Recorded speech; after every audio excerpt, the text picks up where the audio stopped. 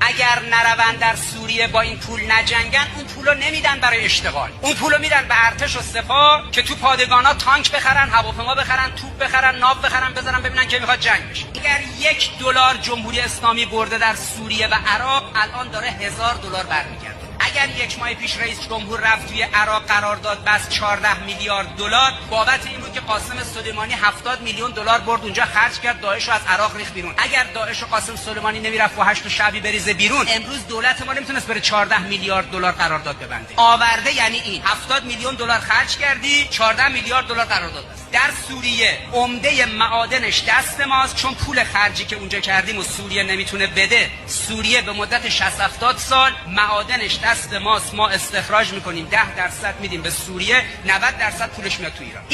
این که ما بریم با اروپا آمریکا ببندیم، $1 هم دست ما رو نگیره، ولی بریم تو سوریه و عراق کار کنیم اینجوری دست ما رو بگیره، این هنره. اینو یادتون باشه.